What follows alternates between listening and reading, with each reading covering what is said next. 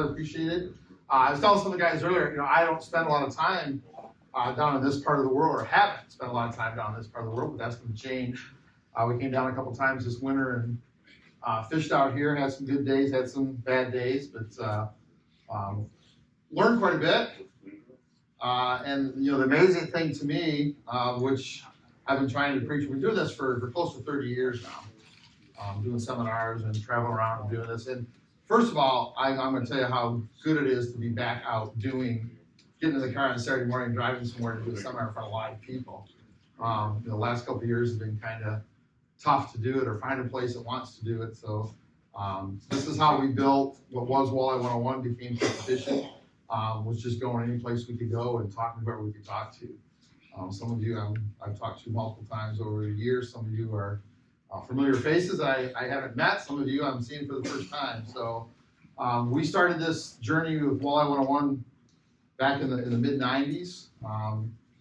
Did a lot of seminars at Gander Mountains throughout the state. We would do a 6-week, what we call Walleye 101 class. It was 6 different seminars that kind of built on each other.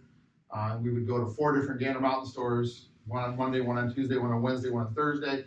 For 6 weeks, we'd take a week off, and then we'd get another 4 stores for 6 weeks. So we've done a lot of this. That's kind of how we build our business.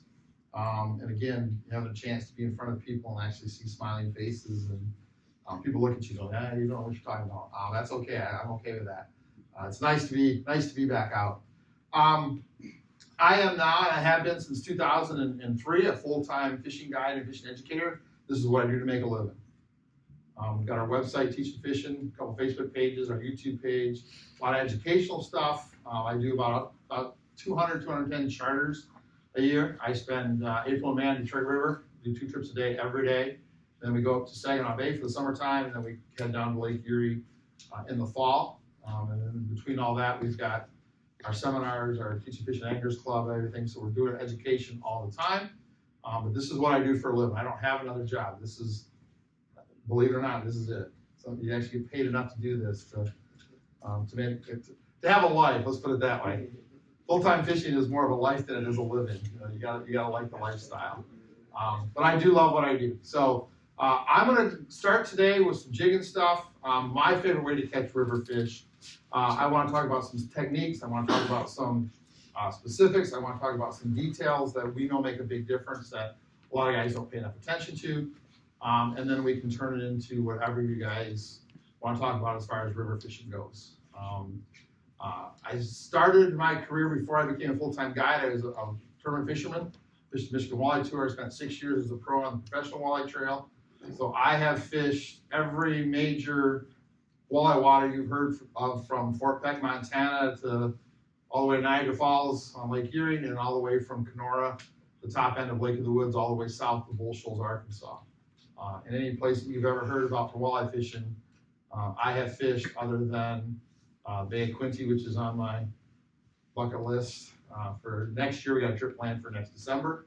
Head over to Bay of Quinte and Lake Winnipeg, Winnipeg River, Red River, 2 places I haven't been. Other than that, I've been just about everywhere you've ever read about. Some good places, some bad. I will tell you, from where we're sitting right now, you draw a 30-mile circle, this is the best walleye fishing in the world. Come on. And I have been everywhere. This is it. This is the best walleye fishing in the world, bar none. So, yeah, it's nice to go on a vacation or go on a trip, but if you like to catch walleye, I think where we are is the best place to do it. All right, so let's start with some jigging stuff. Again, if you've known me for a while or heard my seminars 20, 25 years ago, even 18 years ago, we're talking about things a lot different than we used to. When I first started jig fishing on the river, I was a tournament guy, and I used to adhere to the idea of the lightest jig you can get to the bottom is the best jig to have. I used to adhere to, you have to have live bait, so we would use small jigs. We would use fireball jigs, round ball jigs, put a minnow on there, put a stinger hook on there, and go fishing. And we would spend most of our time fishing the Detroit River. 3/8 ounce jigs were kind of the key. Every once in a while, the wind would blow, we'd go to a half. Yeah, exactly. That's just way too much work. Way too much work, right? So when I first started guiding, I was still in tournament mode. I was on the front of the boat with a rod in each hand, with a 3/8 ounce jig with a minnow, and I couldn't figure out why the guys in the back couldn't feel bottom with a 1/2 ounce jig. You know, because I was fishing 2 3/8. Look at, I'm gonna make this simple. One of the things that, a little phrase I coined talking with Mike Avery is fishing is not hard, but it is complicated. Okay, meaning it's a fairly simple process, but there are some things you need to pay attention to. So let's talk about vertical jigging. Vertical jigging is my favorite way to catch fish, bar none.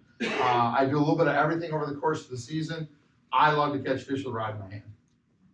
I love vertical jigging. I really like vertical jigging in heavy current. The heavier the current is, and the harder the boat control is, I think it starts to separate anglers.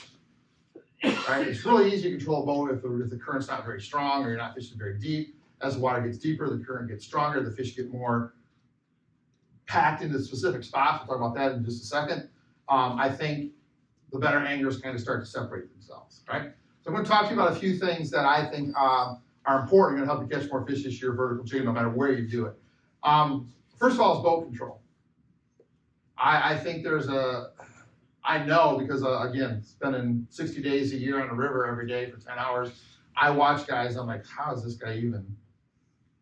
even drifting, right? What's the thought process, right? So obviously, I believe that the easiest way to do this is the bow mount electric trolling motor. If you want to control your boat for vertical jigging and stay vertical, a bow mount electric trolling motor is the easiest way to do it. Yeah, you can do it with all the other stuff. Yes, yeah, sure.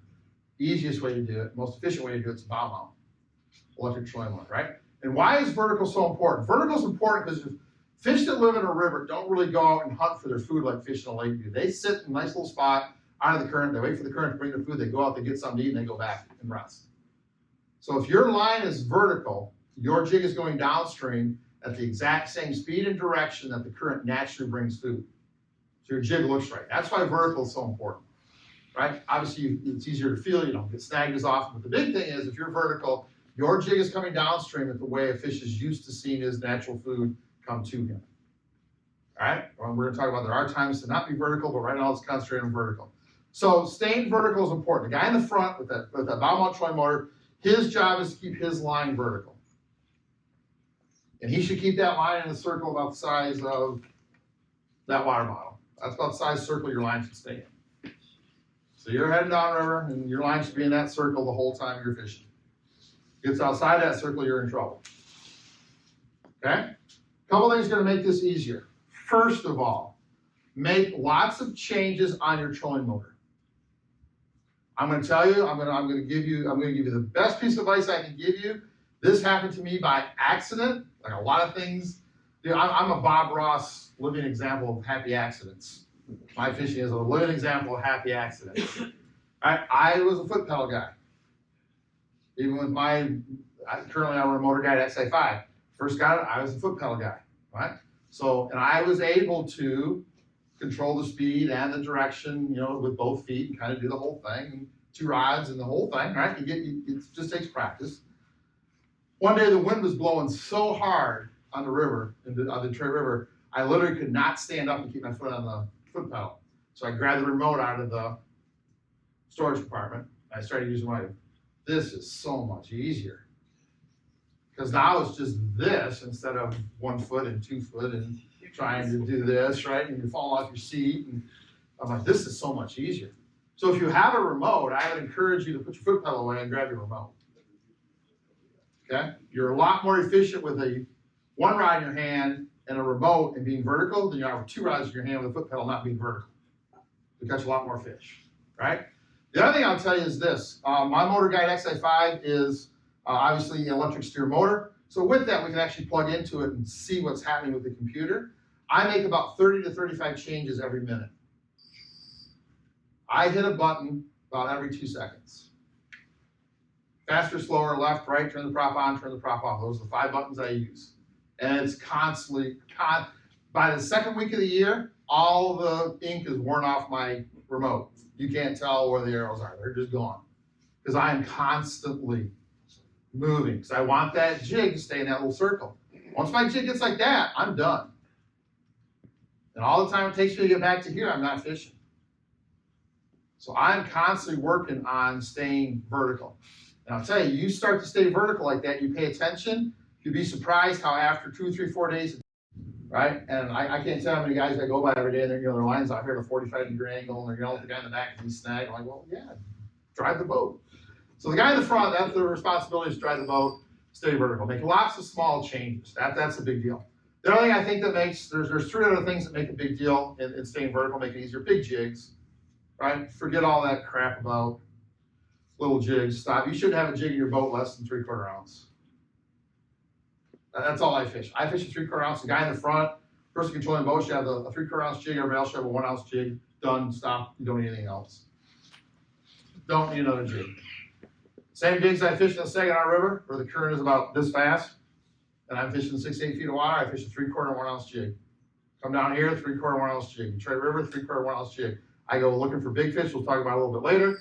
I fish a lot of shallow water for big fish, 6, 8, 10 feet, 3/4 ounce 1 ounce jig. That's all you need. Don't mess around. You've got to be able to stay vertical. You've got to be able to feel the bottom. Okay? Buy big jigs and be done. All right, we talk about jig design forever. I'm a huge believer that the less round is on your jig, the better it's going to perform. We've been designing our own jig for close to 20 years now, and we spent a ton of time watching jigs in tanks and watching jigs in, we have a little tube a friend of mine has, he's a scientist. Every once in a while we get our hands on it. It actually shoots a current through a tube. The tube's about that big around. You can actually watch how the water affects a jig, right? So we spent a lot of time with that and build a jig that we think is the best jig for vertical jigging. It's got a pointed nose. Then we put a lot of the weight at the back and the bottom of the jig. We call it cheeks. And what happens is when that jig gets in the water, that pointed nose goes into the current. So now your jig faces straight, it's not going to twist. Okay? And then a lot of the weight is at the back and the bottom of the jig, so the water actually goes over that jig, hits those cheeks, and actually pushes the jig down. So it actually keeps it vertical, and actually keeps it wanting to go to the bottom. The more round your jig is, the less that happens. The more round your jig is, when you lift it off the bottom, it wants to slide down current as opposed to just dropping straight up and down. Okay? Now, round ball jigs are cheap. With the right jig and the right stuff, you're going to lose a lot less jigs. So buy the right jig and go fishing, right? All right. Other thing that's going to help is bright fishing line. Bright fishing line.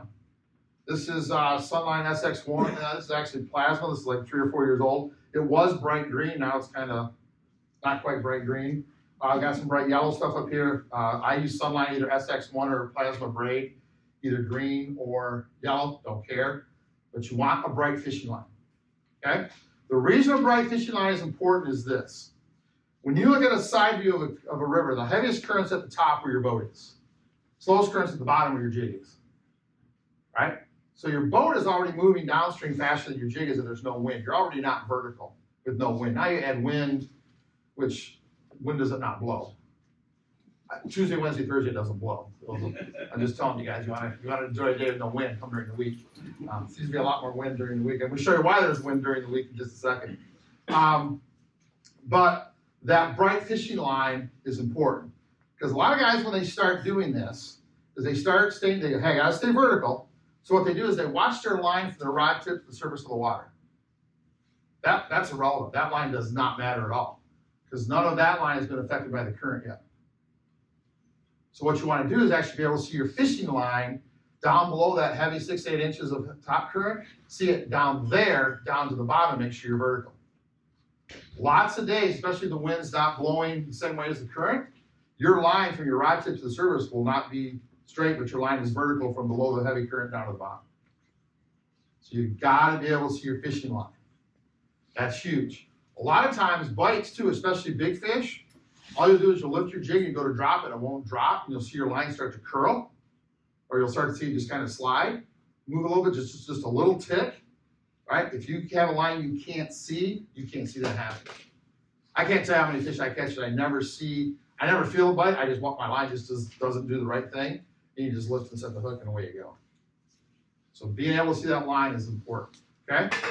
That's another reason that the third thing I'm going to tell you to help you stay vertical, and again, we've been doing this for years.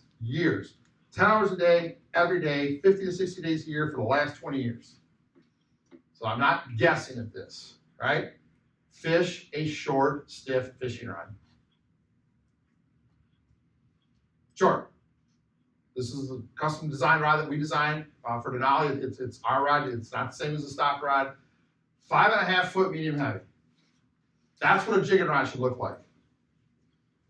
I let go of this thing, it's going through the ceiling. That's all that rod bends. That's it. Okay? 2 reasons I like this style of rod. Number 1, when I'm fishing, remember, I want to be able to see that fishing line below the surface of the water. If I've got a short fishing rod, if I was in a boat, I'm literally standing on top of my line. I'm watching my line. I'm right on top of it. I get a 6, 6.5, 7 foot rod, it's out here, I can't see that line below the surface of the water. Okay, so bring that short, stiff fishing rod closer to you. This is what we were talking earlier about, all the noise on the internet, and everybody's an expert now with a GoPro, and they, film all their things, and now they're a pro fisherman. And I watched all these guys in the river jigging, right? And we'll talk about jigging technique in a minute. And I watch them lift their rod, and their rod goes, bleh, bleh, bleh, right? And I see them I see their jig drop, and I watch their line move, and they just go, bleh, because their rod's still, look at, the more your rod bends, the less sensitive it is. Let's get that straight right now. I don't know who taught anybody different, but the more your rod bends, the less sensitive it is. Because you do not feel a bite through the rod blank until the rod loads. If I've got a big old soft action 6.5 foot rod like I see some of you guys out here jigging with, that whole rod has to bend before I physically feel something change on my jig. With a short fishing rod, there is nothing. That jig, that 1 ounce jig weighs 1.25 ounces because I go to lift it and the fish has got it in his mouth. I feel it. I drop that 1 ounce jig, it starts to weigh 3/4 of an ounce because the fish is stopping from dropping. I feel it. I hit the bottom and it's a consistent bang, bang, bang, bang, bang, and all of a sudden it's a bloop. I feel that. I feel it on the way down. I feel the bottom of the fish hit my jig on the way down. If you've got a soft rod, that fish sucks that jig in, you lift the rod up, that rod has to go all the way over before you feel that fish has that jig in his mouth. Okay? Here's how fish feed, right?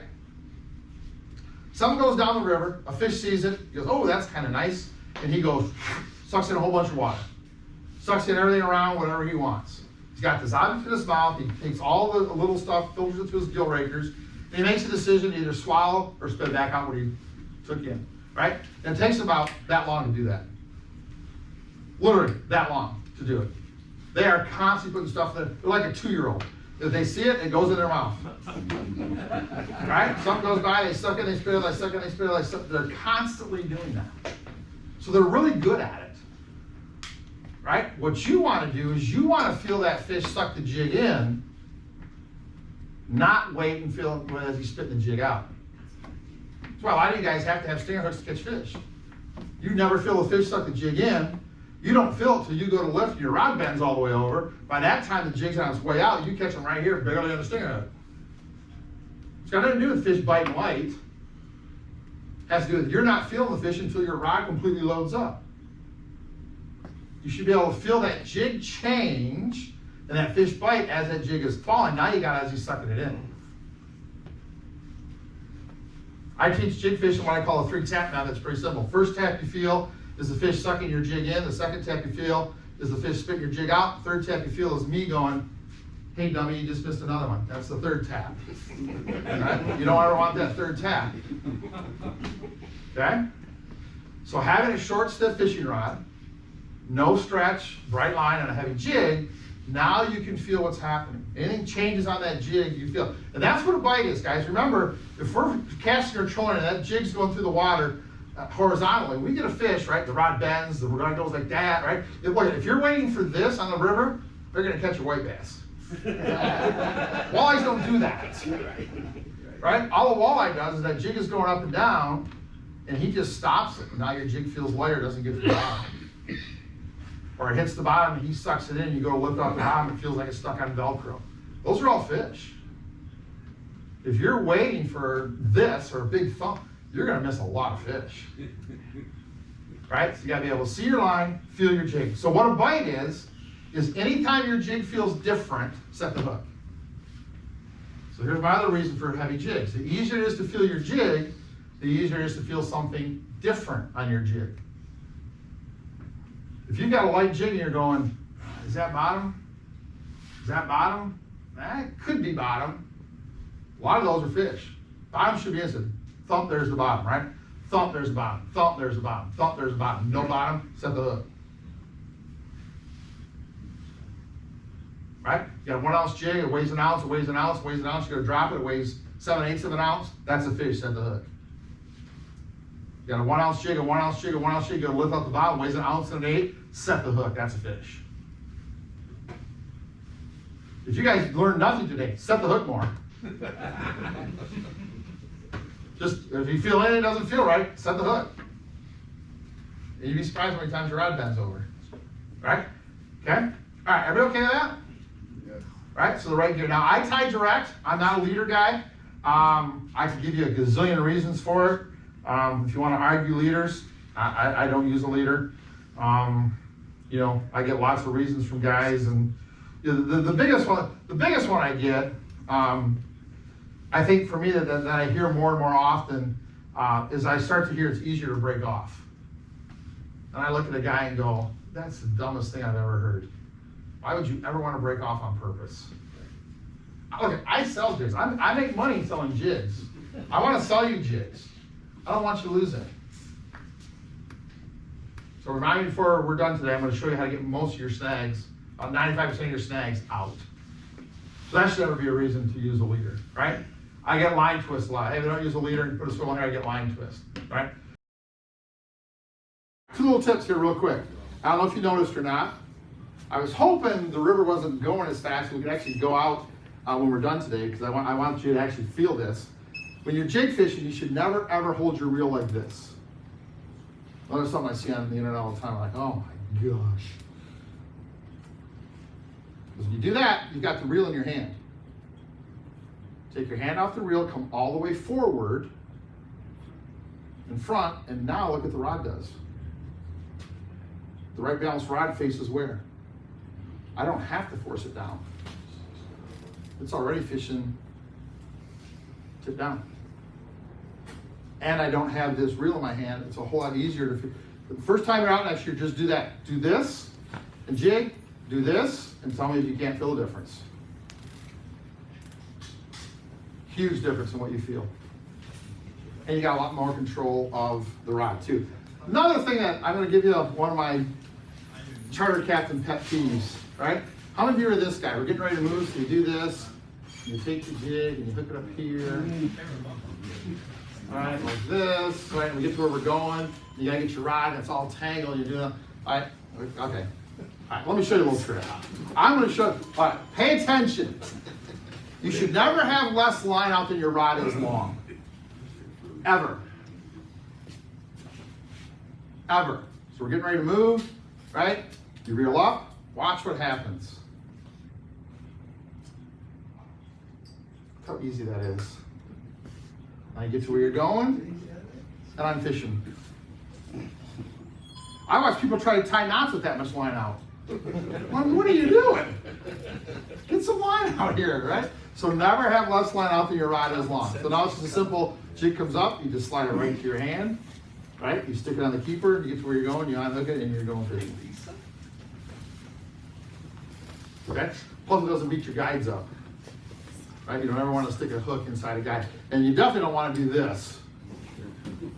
If I see you driving down the river like that, I'm going to stop, pull over, and you're going to get a wall on your head. Right? That's a bad idea there. It's bad for the guide, it's bad for your knot, it's just a bad deal. So just that simple thing. Right? Just never have less line out than the rod is long. Just that simple. Okay? How many of you guys run multiple rod holders on your boat when you're jig fishing? Okay? How many of you don't put rod holders on your boat or fold them down so they're not in the way? That should be the rest of you. How many of you that have done that have stepped on a rod and broke a rod, or always had shit in the way that doesn't belong? You're always stepping around stuff.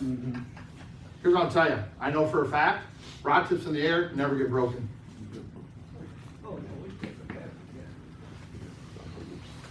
So when I set my boat up, I fish off the starboard side. I have a rod holder and a net holder for me.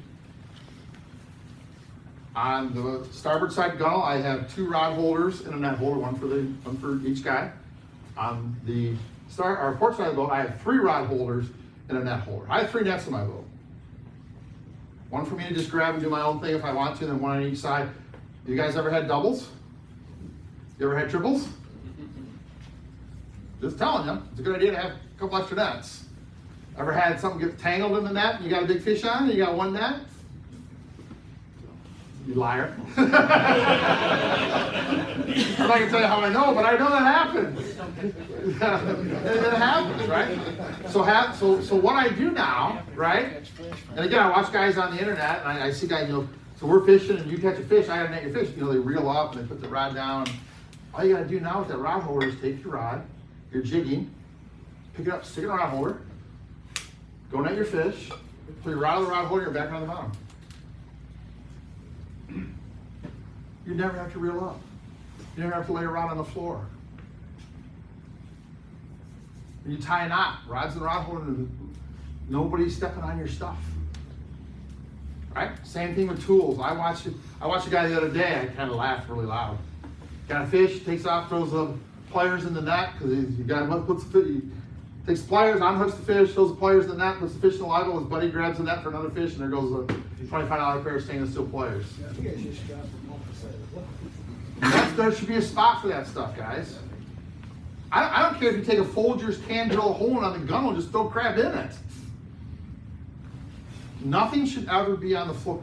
Nothing should ever be on the floor of the boat except your feet.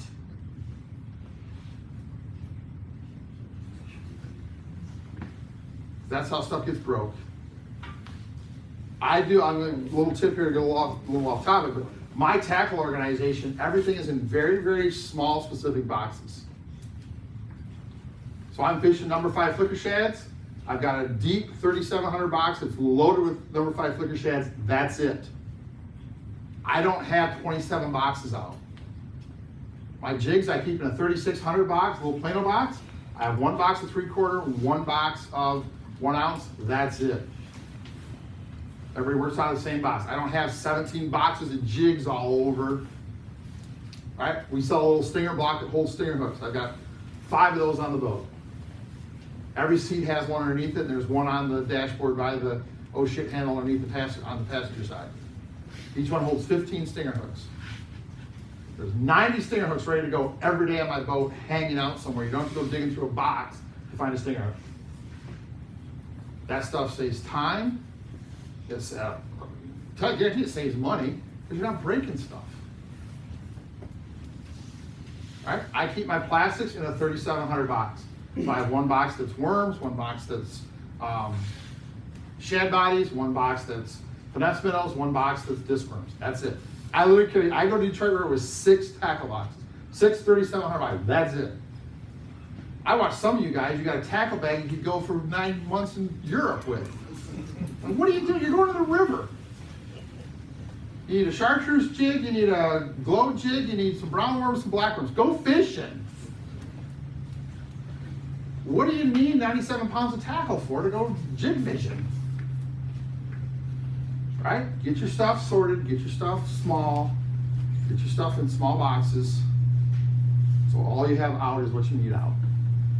Okay? I'm telling you. From a guy who fished in a small boat and tripped over stuff his whole life. The more organized you are, the better it is. Okay? All right. Okay, let's talk a little bit about plastics. I don't fish live bait. I haven't fished live bait in, I don't know the number now, 18, 19 years, whatever it is. Personally, just me talking, I think live bait catches you less fish most days. I hate to say that because I know you guys probably don't know here, but here's my problem with live bait. So what happens when you want a minnow? You reach in the bucket, right? It's 38 degrees outside, now your sleeve's all wet. Or you got a little minnow net and you can't catch the minnows anyway, so it's just a pain in the ass, right? You gotta stop an hour before your fishing trip to get minnows. You buy 4 dozen, by the time you get to the boat ramp, 2 dozen are dead. Right, so you got 30 minnows left. 10 of them are spot-tail shiners, which you never want to fish on these rivers. These rivers are emerald rivers, not spot-tail rivers, so no spot-tails, you got 10 minnows. You got a nice big bucket of 48, you started, you got 12 that are any good. So you grab one of those, you stick them on the jig and he's dead. You know, well, he's dead. And you grab another one, you put him on your jig and he's got a big hole in his head, so he's not gonna stay on there. So you throw, I've caught 3 fish while you're screwing around in the middle bucket. Because I don't care how good you are, your jig catches a lot more fish on the bottom of the river than it does in your hand. Just telling you. Right? So you're messing around with all that stuff. And now anytime you get snagged, you feel something, you gotta kind of snap your jig off, you got a minnow on there, what do you gotta do? Reel it in. Okay, well, I'll take my chances on the bottom. Okay? The other thing that happens is this, especially up here. I think this river, more than the Detroit River, this happens.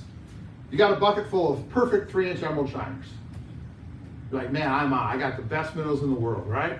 Stop by, Adam gave me a great big count, I'm gold. What if the fish are eating 5-inch gobies? Or 6-inch smelt? Or 3.5-inch shad? Or log perch? Or crayfish? Your perfect bait doesn't look right, smell right, taste right, feel right.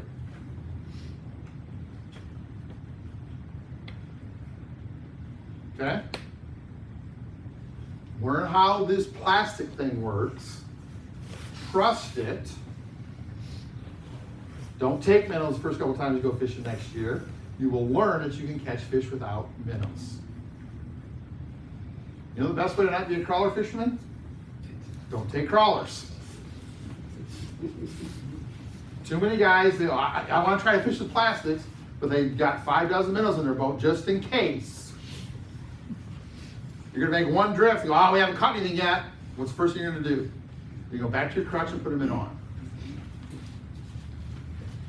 It should be all of you, right? We had a guy, great example. I think Jim might have. I don't know if Jim was at this trip or not.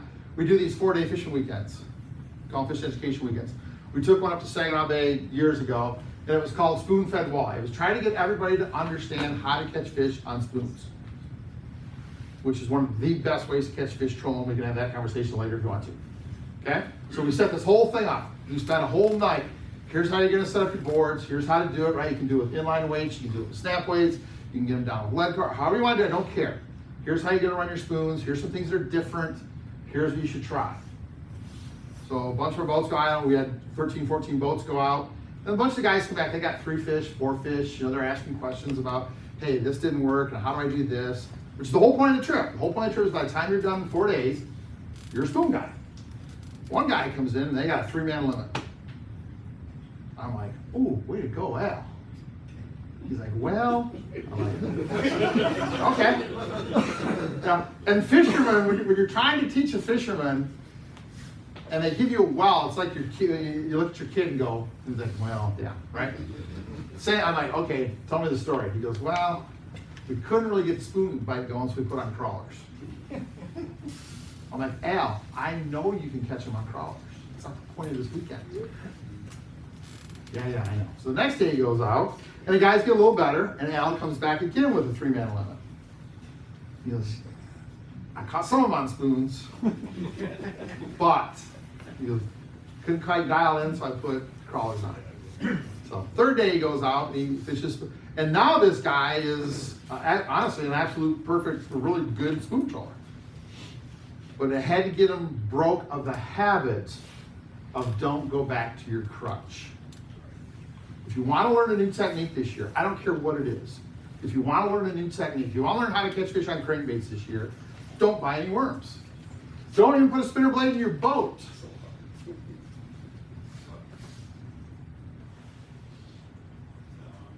Force yourself to learn how to do that. Because I'll tell you what, again, I make my living fishing. I have to catch fish. I will tell you this without hesitation, right to your face today. 99.5 hours out of 100, it does not matter what you have in the water. Does not matter. When you're in the right spot, you got your pattern dialing, you can catch them on spoons, spinners, crankbaits. Don't care. You're jigging the river, you can catch. You've got the right thing going on. You can catch them on blue, green, yellow, purple, orange. Don't care. You guys worry way too much about what you're fishing with as opposed to where you're fishing and what you're actually doing. Way too much. I told a guy at the show, he had a coffee mug like this, and we had the same conversation. I said, I'm going to tell you, this is honest God truth. You can take a coffee cup this big, let me put a few spoons, a few crankbaits, some jigs and some plastics in this. I can fish out of this cup all year and catch as many fish as I do with all the crap I have.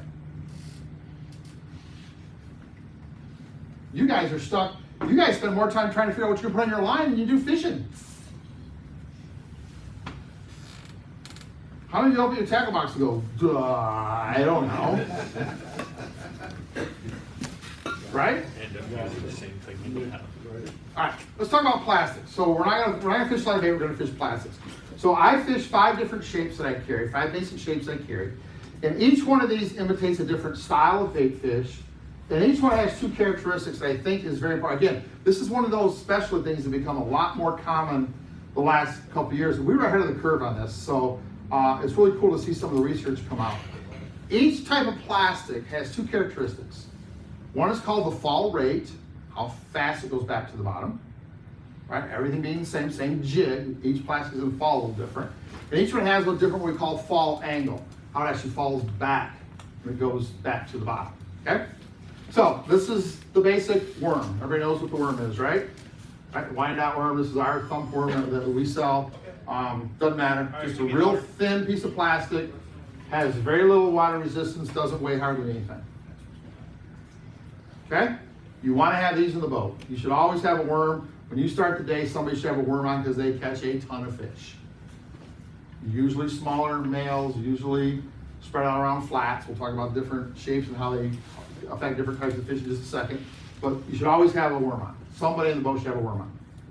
Because it is so thin, it doesn't have a lot of water resistance, it falls very fast and it falls straight back to the bottom. Right? So remember I told you, we're not going to drop that jig on a slack line. We're going to actually feel that jig to the bottom. And you will, if you do this, that's why I was hoping the river wasn't pumping like it was, you can actually feel it because you're going to actually let the worm or the plastic pull your jig to the bottom. How many of you have ever been jigging and got your stinger hook caught up here on your fishing line? That's because you dropped your jig too fast. So now your jig doesn't fall like this, it falls like this, it flips up and your stinger hook gets caught here. You're not letting the worm pull the jig back to the bottom, or the plastic pull the jig to the bottom. So if you're just barely lifting and you follow that jig back down, the worm will tell you how fast, or the plastic body will tell you how fast you need to follow down, okay? So this is the fastest and this is the straightest. Pretty simple, right? It just goes like this, okay? The next body shape I fish a lot of is just, we call it a jerk shad. It's a little bit thicker body, has a little softer split tail on it. It is right here. It's called a jerk shad. In it, because it's a little bit thicker plastic, still has a fairly flexible tail, but it's got a little thicker plastic. It falls straight, but it falls a little bit slower than the worm does. So now I've adjusted how fast this body goes back to the bottom. Okay? The next one is, we call a slim minnow, but it's just a finesse minnow that everybody fishes. We have them made for us, but like I said, we call them slim minnow, but it's just a finesse minnow. Right? Everybody knows what that looks like. Right? Falls a little bit slower. And this is the first one that actually starts to not fall straight down. It actually falls down current a little bit. So you pick it up and it falls down current because it stays up a little longer. The current actually catches it and starts forward. This is why you can't use a round ball jig, because the minute the current starts to push your plastic, that round ball jig will start to turn. Okay? So this whole thing all works together. Well, we take an hour to talk about jig fishing. There's a lot more to it than just a piece of lead and some plastic. Let's go fishing, right? This is going to fall a little bit slower. It's going to start to fall back to the fish a little bit. All right? Fourth plastic that I fish a lot for vertical jigging is what we call a disc worm. And you can notice it's a little bit thicker worm, a little bit heavier worm, a little bit longer worm. It has ribs or discs on the body. It has a twister tail. You can literally feel this twister tail spin as you drop it. You've got to really be on this, because if you aren't paying attention and you let it fall too fast, it'll flip up here and you'll be all messed up. You can literally feel this pull itself down to the bottom. You have to lift it, hold it tight, and then let it pull the jig to the bottom. Okay? I don't let everybody fish this because a lot of guys can't slow down. And usually the guys that can't slow down are these guys. I've got a break from that. I can get a guy on my boat in the first 5 minutes go, you fish with a 7-foot ugly stick, don't you? Well, 7-foot Fenwick something. Yeah, okay, I can tell. How can you tell? I can tell how you're jigging. I can tell how you're jigging, what kind of rod you use. Slow down, just lift, and let it fall. Yes, sir. So Lance, there's that cadence that we use, that lifting and falling. Yep. It depends on what we have on. It's going to change, yep. It should So a worm is going to be like this because it's going to pull fast. This bite like this is going to be up, and it's going to be okay. like this, go down. Our cadence. Yep, your cadence is going to change. Feel the worm or the plastic pulling your jig down. Don't want to feel the, because if you feel the jig, you're going to let it tip over and fall straight down. You want to feel the plastic pull your body down. So now it stays horizontal, and it doesn't hang up on the line. The slower dropping was, we should. Just lift, you're going to lift it, let it hang tight, and then let it pull itself down. Make sense? Okay? All right, so let's talk about this a little bit. When I leave in the morning, we usually have at least 2, most days 3 different body shapes on. Okay? If you know anything about me, you know what I think about color. I don't care, right? You're jig fishing on, how many bright things live on the bottom of the river? The answer is 0. Everything on the bottom is brown, green, or black. Unless the water is extremely dirty, brown, green, or black, go fishing. Maybe purple. And purple is a big deal late in the spring because when the crayfish, when the water gets warm enough and the crayfish first start to, oh boy, here we go. This is a good Lake St. Clair thing. When crayfish lose their, or molt, right? They lose their hard shell and they become soft. Did you know that their eyes actually turn blue or purple? So when that first happens in late spring, you're talking 2nd week of May, a little bit later, depending on water temperature. That's why you start to see blue and purple become really popular colors on the forums. You also know that 5 or 6 day window at the end of April where everybody's talking about black. There's actually a indigenous lamprey that lives in the Great Lakes. It doesn't have teeth. It has a sucker. It doesn't have teeth. It's called a silver lamprey, and it is jet black. And they spawn in the middle part of the Detroit River. And it usually happens right around the last week of April, 1st week of May. So when you see everybody around Wyandotte, Fighting Island, Mud Island, and it's black for 5 days, that's what's happening. Those eels are in there, and they're smacking those eels. And you better have a long, skinny bait that's black. Not dark brown or dark black. And then all of a sudden that's done, and now you can kind of go back to the color thing. I'm not a big color guy, right? What I do believe is this body shape makes a huge difference on how many fish you're going to catch. You're better off to get the shape right in the wrong color than you're going to get the right color in the wrong shape. So everybody in the boat should have a different shape. You have 2 or 3 different shapes in the water. The fish will start to tell you what they prefer based on fall rate and that fall angle. Then you start playing with color. That makes sense? Right? So all you guys who have one body shape, you got worms in 75 different colors but don't own a disc worm. I hope it's a worm day. I think I already know your answer because I've heard what you said about minnows. But what's your opinion on like scent and fuse? I'm a big scent guy. Are you? Yeah, I'm a big scent guy, especially below about 55, 56 degrees.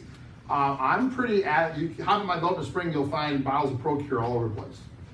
I'm a big ProCure guy in the spring. What's that? If I'm so I fish 3 scents pretty religiously. If I'm fishing towards the bottom, it's garlic nightcrawler or goby. And if I feel like the fish, the walleyes are actually eating minnows off the bottom, it's usually emerald shiner. But most of the time, I'd say 90% of my stuff that I put on the boat is either goby or garlic night crawler. If you just want to guess, garlic night crawler is your best one to get. You just want one and just kind of guess. Garlic night crawler catches fish all the time. But I do like the goby. Does Procure have a goby? Yeah, they make a goby, they do a crawdad, right? So let's talk about this a little bit. Let's talk about why this kind of stuff is important. We know that walleyes eat a ton of gobies, right? They eat a ton of log perch, right? I think the last survey I saw about 4 or 5 years ago, they found more log perch in walleye's belly in both these rivers than anything else. Now that log perch is that little brown thing you snag that looks like a little baby muskie. That's a log perch. It just happens to look pretty dang close to a brown or green worm. Wow, amazing how that works. Okay? It sure doesn't look like that. Okay? Now that's popsicle. Last year, purple and pink for about a week was the best combo. I mean, it was just lights out purple and pink. I have no idea why. I usually have one guy on every trip who's the goofy guy. I just give him some goofy shit. If it works, it works. We all change. I got one guy. I'm like, who's the guy? Right? I got one guy house on my boat, and he wants to fish we do a jig head called Sunrise, chartreuse with an orange top. Then I do carry a worm or a shad and a disc worm in a color called tomato core. It's a bright chartreuse body with we call a core shot with orange in the middle of it. That's all he fishes. That's all he fishes. He goes, I want my deal. So I know he's coming, I just rig him up and he just goes fishing. And here's what I'll tell you, he catches fish. The guy that's fishing brown on brown catches fish. The guy that's fishing blue ice and blue ice catches fish. When you're in the right spot, it doesn't matter. That's why I don't get caught up in all this color stuff. You can do what you want, I'm just telling you. I do believe scent is a big deal though. I do believe there is something about scent. Now look, a fish is not gonna swim 20 feet to get your bait because it's got some juice on it. But when they do grab it, it does make them hang on a little bit longer. Just gives you that little bit extra time to snap them. So I'm a big believer in scent and cold water. Can you put too much on? You just just put a little bit on. Yeah, just a little, especially Procure. That's. Oh, a 4 ounce bottle lasted 5 years. I mean, it doesn't take a lot of scent to throw on there. All right, let's talk about stinger hooks real quick. I don't put a jig to the bottom without a stinger hook on it. I think stinger hooks catch a lot of fish, especially for my customers. I would tell you, it's probably 70 to 80% of my customers' fish come on a stinger hook. I would tell you it's probably about 40% of mine. My goal every day is to get every fish hooked right at the top of the snout with the jig hook. That's perfect, they ain't coming off there, right? So what I do is, depending on what's happening, and sometimes it's just the day, sometimes it's just the guy, he just okay, catch him on a stinger hook all day, I don't care. What I try to do is I try to make sure that I've got that jig hook in the fish's nose. So if they're swallowing that jig, right, I usually go to something that falls faster.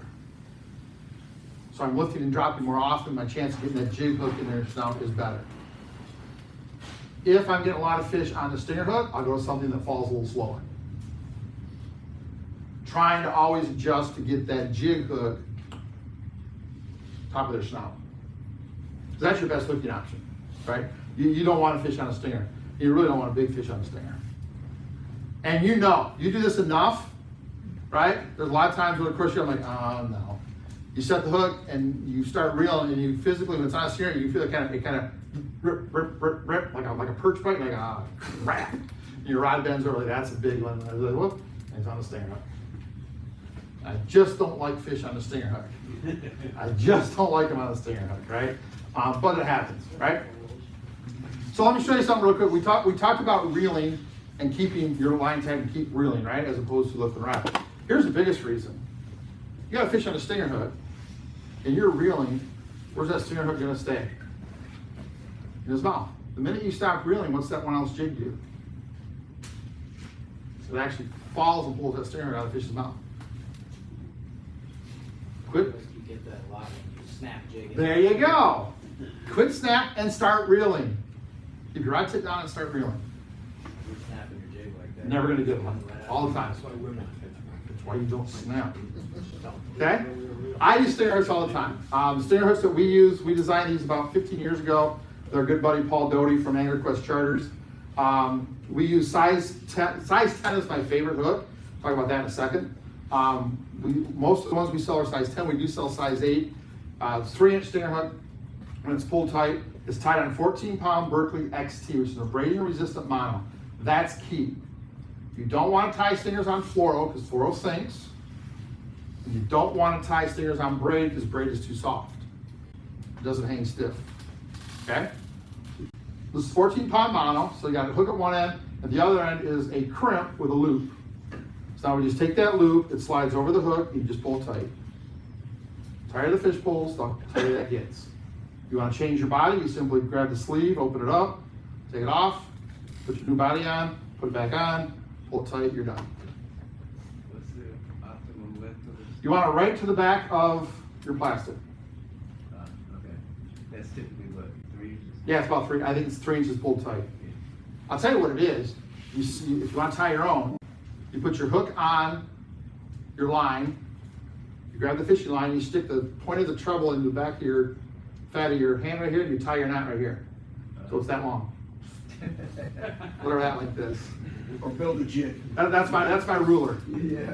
Right? And my night crawler harness or my leader ruler is this long. So everything I tie is this long. It goes with me all the time. So, but here's the key about stinger hook. The biggest tip to this thing is don't hook it into your body. Let it stay hanging. Whole idea, remember how those fish suck in water, right? So if they're really aggressive, they get the whole thing in their mouth. They're not, which is what a stinger hook does, right? If they're not really aggressive, they just give a little bit of suck and just pull a little bit of water. If your stinger hook is hooked in the body, in that plastic or your minnow, fish still has to move all of this to get that stinger hook. If you let it hang, the lightest part of that whole presentation is the stinger hook. You can get that stinger hook in his mouth without having to move all of this. What type of mono did you say? It's 14-pound Berkley XT, which is their abrasion-resistant mono.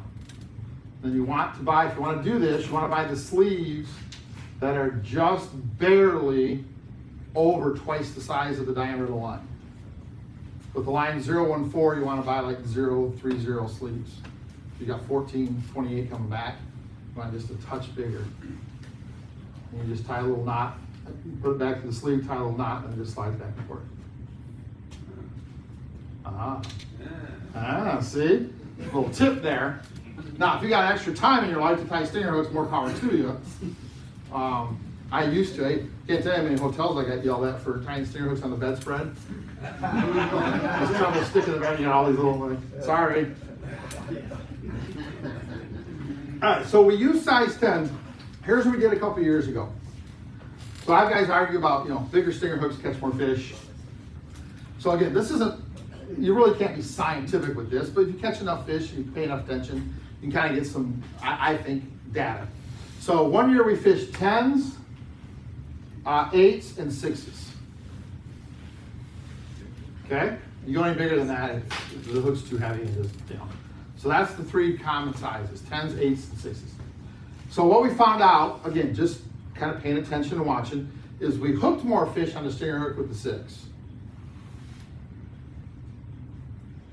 Not exponentially higher, but let's say we hooked 90 fish with a 6, we hooked 85 with an 8, and 83 with a 10.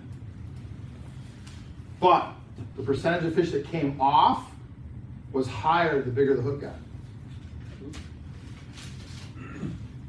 Our hook and hold percentage with the 10 was about 95%, went to about 85 with the 8, went to about 70% with the 6. So you look at when you look back and when you've got a fish on a stinger, a lot of times it's just a little piece of something. The bigger the hook is, the better chance that hook has of pulling that piece of something off. So you may not hook as many fish with a smaller stinger, but the ones that you do hook stay hooked better. So I fish a lot of 10s every once in a while. I get a pack of 8s. But 10s are by far my favorites. Does it matter the color? No. I mean, I fish bronze or red. I don't care. Yeah. You know, I'm kind of whatever I grab kind of guy. No, you know my thoughts on color. I don't. You know, but look, it's the same thing. How many people here think eyes on dish make a difference? You liars. Somebody better raise their hand. Okay. So a couple years ago, it's been probably 6-8 years ago, we had a little problem with our jig manufacturer, and they got behind schedule, and they sent us jigs for the show and said, hey, the only way you're going to get them is we don't have time to put eyes on them. Okay. You would have thought I was trying to sell a jig with no hook.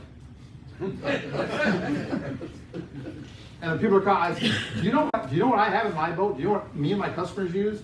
Every jig we have where the line tie's a little off, or the paint's chipped, or there's no eyes, that's what we use. But you try to sell a jig with no eyes? Like I said, people look at it like, whoa, whoa, whoa. Well, you would have thought I just was a hunk of lead with no hook on it. Right? So, I don't know. Does red stinger hooks make a difference? I don't know. If you think so, buy red stinger hooks. How's that for an answer? Right? That's my answer for red stingers. You think red makes a difference? Like, and half the people will tell you that red is good because it disappears underwater. The fish can't see it. Other half scientists will tell you red's cool because it looks like gill flares of an injured minnow. So they can either see it really good or they can't see it at all. One of those two is why red hooks work so good. I don't care if you fish red hooks or not. Here's what I care. Put the red hook in the right spot, it'll catch something. Pretty simple, okay? All right, the last body I want to show you, we fish a lot with our casting jigs, but I do fish it with vertical jigs too. It's just a boot tail, just a, whatever you want to call it. We get ours from D&J Plastic. They call it Pro Swimmer. We fish them a lot on our casting jigs, but there are great vertical jigs. They fall really slow. They're a little more compact profile than the disc worm is. They fall about the same. They're really slow fallers. A lot of vibration when they fall. There's a little bit more compact of a package if you want to try one of those. Now, here's what I'll tell you. I'm a pretty detailed record keeper. I'm not Jim Mint, but I'm a pretty detailed record keeper. Okay? So we average right about 2,200 fish a year on the Detroit River every year. And we average about 12 fish over 30 inches. That's a 10-pound fish, right? 30 inches. So we usually end up with about 12 of those a year.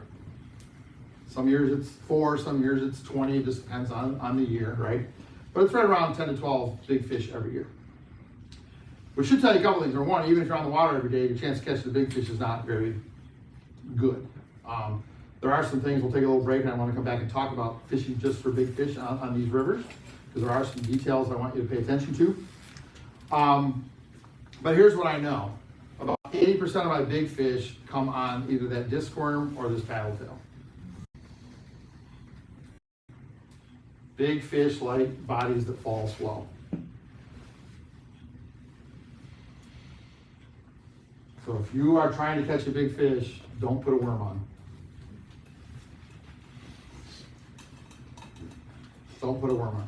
But there are days where everybody in the boat will have a worm on and we'll catch 100 fish. I mean, there are days we have a 5-hour chart in the morning, we literally handle 100 fish that are 2 to 4 pounds. Those are fun days, depending on who you got. Right? I had a group of guys a couple years ago. They came the year before, and it was a tough day. We caught 7 fish that day. Smallest fish we caught was 27 inches, and every one of the 4 guys in the boat caught a 30-incher. Okay? The next year, the water was different. Everything was different. Right? They come the same day. They come the 3rd Monday of April every year. Same day. Everything's different. We pull in front of River Rouge, and I have a 25 fish counter, little bead counter my niece made for me. And literally in less than an hour and a half, we pulled that thing up, down 4 times. That's 100 fish. And they were all 20, 21, 22 inch, 2-pound fish. Got done, I goes, what would you guys rather do? Well, that was a whole lot more fun. That was so much more fun than just catching a couple. So right? Depends on the customers, depends on what you want to accomplish. But I do know that the slower your body falls, the better chance you have of catching a big fish. The faster it falls, the better chance you have of catching a bunch of fish. Now in between is that jerk shad and that finesse minnow, right? It kind of goes either way. But if I'm just big fish fishing, I'll have either that paddle tail and that disc worm on. That's what I fish. That's if I'm looking for big fish, that's what I fish. Right? And you guys got this, we got this new derby coming, right? This year, this ultimate walleye derby. Grab a brochure before you go. You should get in. It's 4 weeks chance. I think there's 5 or 6 main prizes every week. They're giving away a boat every week to the biggest fish caught every week. So there's 4 boats. 3 of them are like 18, 19 footers. Then the biggest of the 4 fish is like a 22-foot boat. Everybody in the boat has to be registered for it to count. Boat registered. What's that? Or the boat. Or the boat. If you're a captain and you take a bunch of your buddies fishing and they're always in your boat, you can buy what's called a boat ticket. It's $1,300. You can spread the cost over all your buddies. But anybody that's in the boat is covered. They don't have to have a ticket. What is the ticket? $40 for a day, $100 for the whole 4 weeks. But everybody in your boat has to have one. So if you fish with a bunch of different people, somebody doesn't have a ticket that day, and you end up with a 13-pounder, you can't weigh it. So again, if you're the guy that takes everybody fishing, get your buddies together, split the 1,300. Now everybody that fishes on your boat for 4 weeks is covered. That's what I did. So anybody that fishes on my boat from March 30th to April 20th on charter, anybody that's on my boat is in the contest. You don't have to do anything else. You're in. So what I envision now is getting out in the morning, catching a bunch of fish, getting 20, 25 fish in a live well, and spend the last couple hours going looking for big fish. Because now everybody's got a jig. It's not backwards though. All right, anybody got any questions on any of the jigging stuff? That boot tail, can you put a stinger on that? Absolutely. But again, you've got to let it pull down, because if you don't, the tail will kick up and the steering will come down the line. So you just got to be careful. Yep. How do you know when to use each one?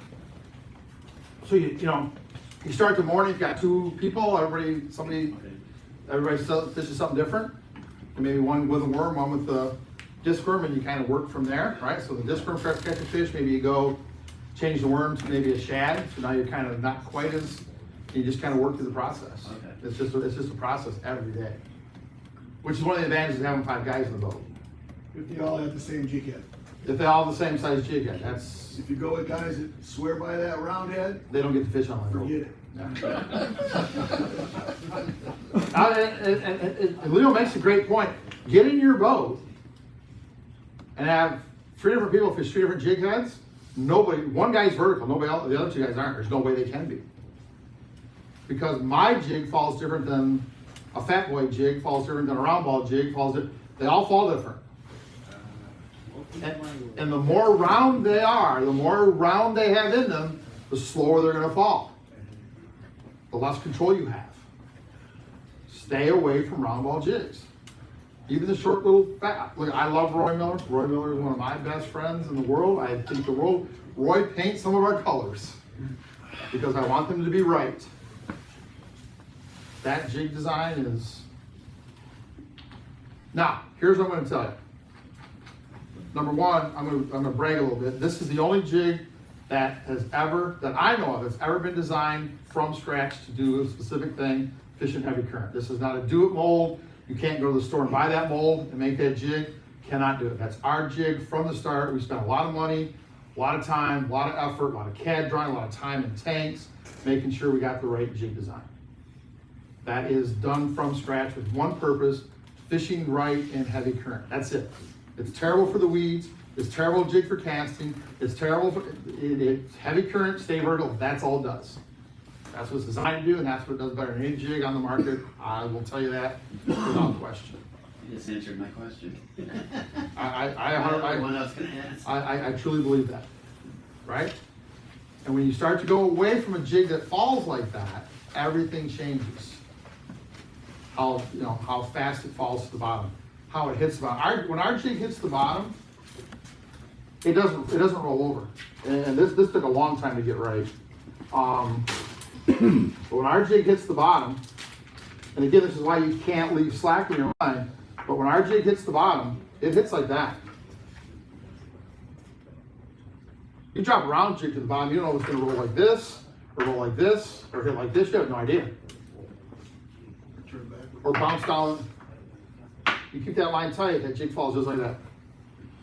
Hook stays off the bottom, doesn't snag. That's why I said, yes, they're more expensive, but you're gonna lose a lot less because it's not rolling on the bottom all the time. Your hook point's not rolling over all the time. Jared? Could you talk a minute about the 3/4 on the front, on the bow? Yep, yeah, so, great point. The guy in the front should have the lightest jig, usually it's a 3/4. And then as you go back to the back of the boat, jig should get heavier, usually 1 ounce, right? Reason for that is this: for every 6 inches I move the front of the boat, back of the boat moves 2 feet. So I need that little bit of extra help in the back. Conversely, if you're going to change different body styles, the fastest falling jig should be in the back, the slowest falling jig should be in the front. You got people and your friends are using different body styles. You're screwed. In the front, You're screwed. You wonder why they can't. You're see screwed. it. But yeah. Screwed. But you don't want to give them your good jigs. So. That's how good friends they are. Now, here's one thing I'm going to tell you before I take a break. Here's one thing that I am adamant about. I don't care if it's your boat, Jim's boat, my boat, your boat, I don't care. Somebody has to be the captain. Yeah. And that person makes all the presentation decisions. Okay. You don't hop in my boat with your stuff. Ain't gonna happen. I got you. Not gonna happen. Because I am expecting a jig to do a certain thing. I'm expecting to give you a certain body style. I know what your jig is doing. If you got something goofy off the wall, I have no idea what's happening. Same thing when I'm trolling. You can't go my side to your side. Because next thing you know, you end up and you got 4 rods in the same place because you're both doing the same thing. Somebody has to go 3 rods, I'm in charge of all 6. You have to think vertically and horizontally with all 6. And then if you want to change in an hour and the other guy take over, that's fine. Somebody has to be in charge. If you want to go fish with me and see how it work, or you're not going to go, I'm okay with that. I got other guys who want to go too. Somebody has to be the captain. You know, now I'm okay if a guy pulls out a piece of plastic and goes, hey, I want to try this color. And I'm like, okay, I know what shape it is. I know what's going to happen. It's on my jig. I know what's going to happen. I'm okay with that. But don't bring a round ball jig into my boat. Number one, they're going to end up in the bottom of the lake, in the bottom of the river. So I thought you got thump on the back of that. you get one with a 1 ounce jig on the back of the head. Somebody has to be the captain. You can't have all those variables. It's a great point, Mike. You can't have all those different variables going on. Because now the guy in the back, well, I can't stay vertical. And you're fishing a head like that, and he's got an 1.25 ounce round ball that's this big, and current just sending it down current. He can't stay. Yeah, you know you can't stay vertical, right? Or he's doing this, right? Or he's got 8-pound mono. You can't do that. When you're vertical jigging, you can't do that. You can't do that. Everybody has to be in tune with. We got to. It's like marching band. We all got to be playing for the same music, or we're in trouble. All right, so let's talk a little bit about big fish. So I want to talk about some specifics that apply to just fishing for big fish as opposed to just going fishing. There are some things that big fish do differently, location-wise. If you pay attention to, the odds are in your favor of catching a big fish. All right.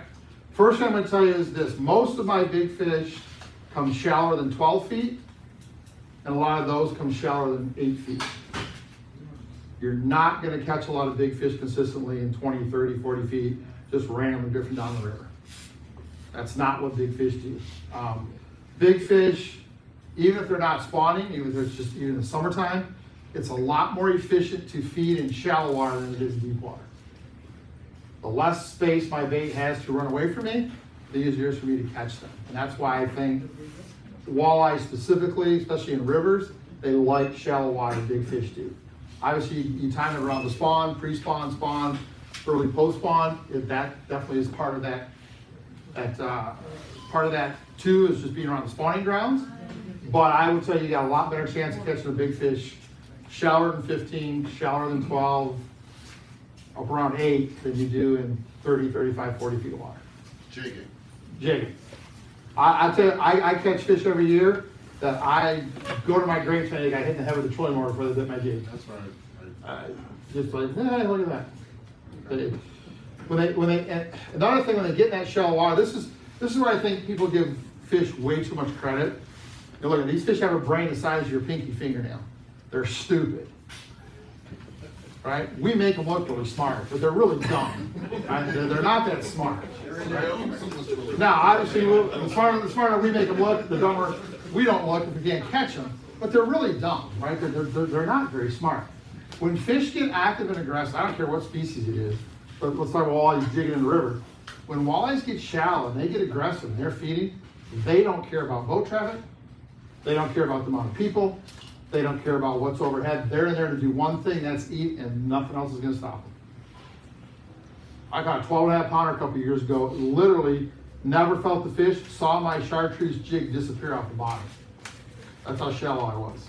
Trolling motor said 1.8 feet. So whatever it is from the bottom of my trolling motor to the bottom and up to where my shaft is, whatever that is, that's how deep that fish was. Right next to the trolling motor. I just watched it. My chartreuse jig just disappeared. Like, oh, that shouldn't be right.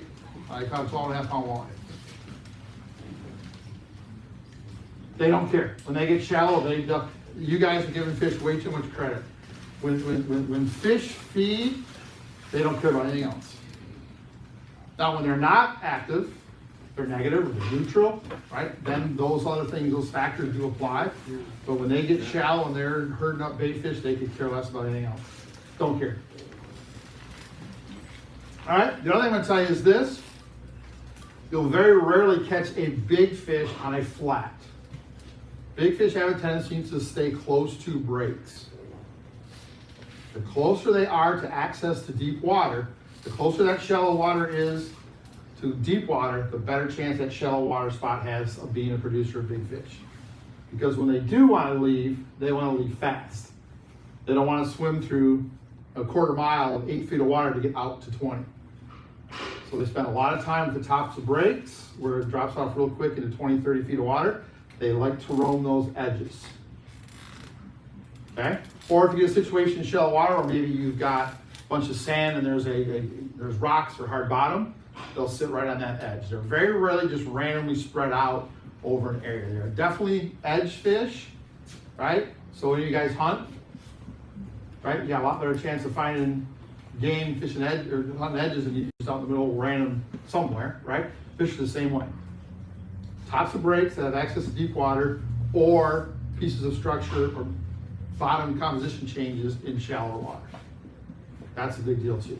Other thing I can tell you about this without hesitation, you'll catch more big fish after 9 a.m. than you ever will before 9 a.m. You guys that get on the river at 5 o'clock, I have no idea what you're doing, but I don't know what kind of life you have, but it can't be a good one. You're able to get at 5 o'clock. All the good TV shows are on after 11. I don't know what you guys are watching on TV to get up at 5 o'clock. Jim Mick, my early riser. What I think happens, honestly, especially in springtime, sun comes up, water warms up, warmer the water gets, bugs start to move.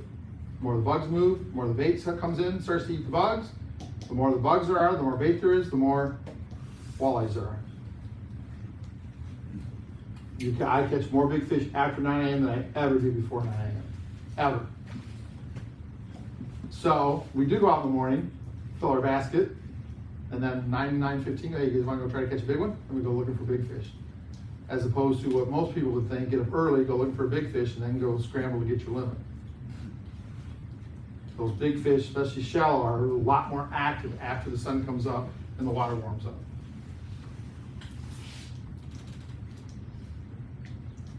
Okay, any questions on that? I don't care if you're here, I don't care if you're in Detroit, I don't care if you're on the Mississippi, I don't care if you're on the Missouri, I don't care. That has held true every place I've walleye fished for big walleyes and rivers. Those three things have been true every place I've fished for big walleyes. So you should be able to pull out a map and look at a spot and start to find some spots that look like good big fish spots. You'd be surprised as you start to look and you start to talk to people that catch big fish and see where they catch them. You start to look at the spots. You're like, well, there you go then. Right?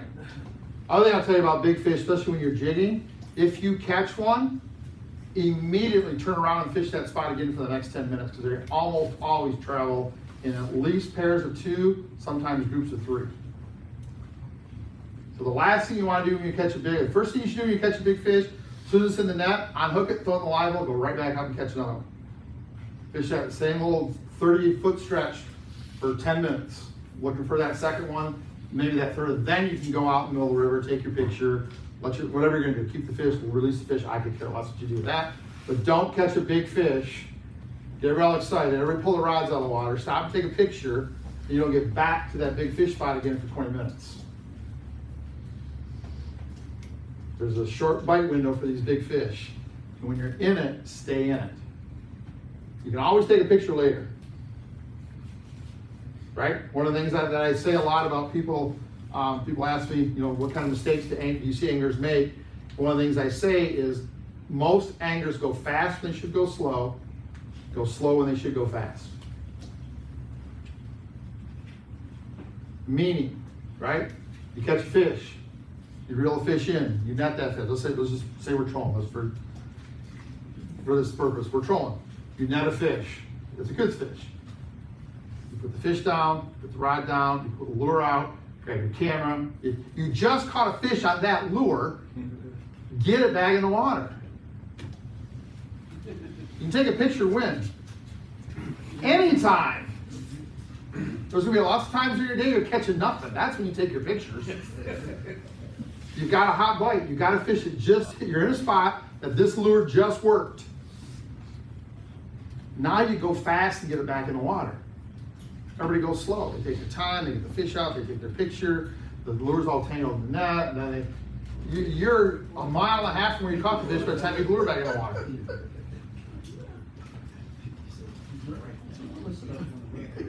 Right? So go slow. You're going slow when you should go fast. You're going fast when you should. Right? You catch a fish and you got to come aboard, and then it's just chaos. That's when you slow down. Slow down. Take a look. What's happening? Right? I got an outside board going back. Okay, let it go back. Don't grab it right away. When a planer board goes back and you touch a rod, all you can do is mess it up. You can do nothing to make it better. Everything you do is going to screw it up. So I just let I got guys in my boat, they look at me, they're like a dog pointing a pheasant. They're like, come on. What? The longer that board pulls back, the more slack is going out of the line, the more that hook's going in that fish's mouth, the further back that board is going, so it's easier to clear all your other boards. I watch guys see a board go like that and grab the rod and go, okay, so what did you just do? You just pulled that board forward 6 feet. You can't stay tight. What's that board going to do? What's a planer board do if it just sits there with no forward pressure on it? It floats. You just put slack in your line.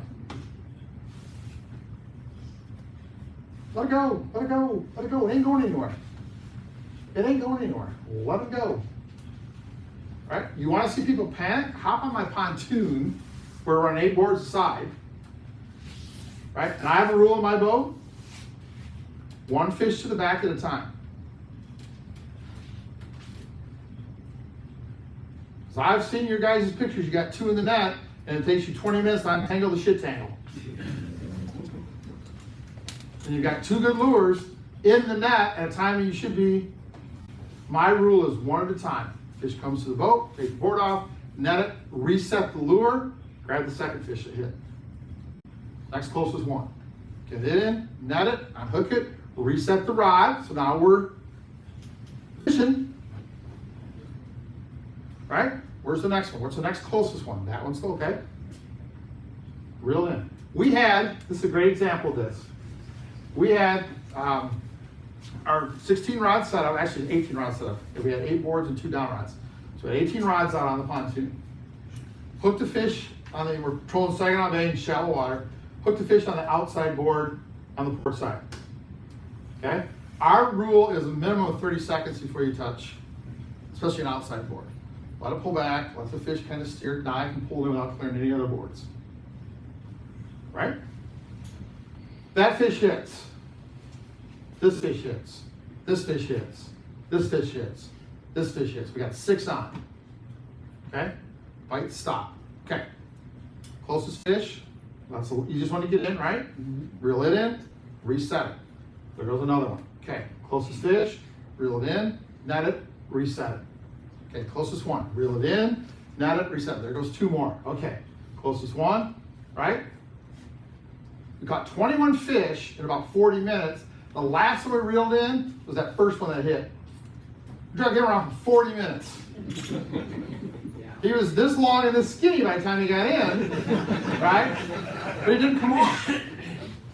Now, if I would have tried to reel that fish in, and halfway to the boat, one of my middle goes back, what do I got? A mess. You pop boards? I do not pop boards. I could spend an hour talking about that. I do not pop boards. I don't let them release. I have everything set up right so the boards are already, the outside board is already way behind the inside board with my rod holder position and how I set my rod holders up. I've never popped a board in my life. Don't like it. Too many bad things can happen. You start sliding that line through a release, the heat and the friction over and over again, you're gonna have a good fish on go to do that and that line's gonna break. And I run, like on Saginaw Bay, I run 25, 35, 40, 60-foot leads, that's it. That's 90% of my fishing. So my boards are going the same place all the time. And I use a fluorocarbon, a Sunline fluorocarbon main line. I got 4 years on it. You start pulling that through the release 5,000 times a year, you're asking for, yeah, I'm not a popper. And there's ways to do it by setting your rods up properly that you can do it. So again, I don't like multiple rods to the back of the boat. Because now one guy's trying to net 2 fish, you got 2 fish in the boat, you got 2 rods out of the water. So let's say you got 6 lures out, you got 6 rods out, you catch 2 fish. You got 2 fish on, you only got 4 rods fishing. If you bring both those in, and those 2 lures are tangled up for 10, 15 minutes, now you got 4 rods fishing. You bring one of those hot lures in, take the fish off, reset it, now you got 5 in the water. You've just upped your odds to catch another fish. Go fast when you should go fast, go slow when you should go slow. You guys are doing it backwards. A lot of times, if they're inside boards, then they'll hit it again. Yeah. You'll catch one, reset it, and you're like, well, I didn't know Yeah, one. that happened this fall. It's just, somebody had a question about bottom monster rods. What's a good rod, what's a good reel? So, pulling bottom monsters on the river, I use my regular planer board trolling stuff.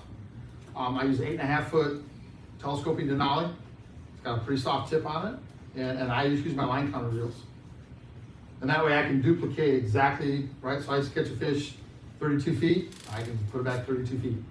I know exactly what I'm doing. A lot of guys do it with just regular, bait casters with a just regular bait caster with a line counter. I think line counters make it so much more efficient, right? And pulling bouncers is a situation that's the exact opposite of this. You want a long rod that really bends because you want that fish to come up, grab that crawler, and not feel any resistance. Let him load that rod up.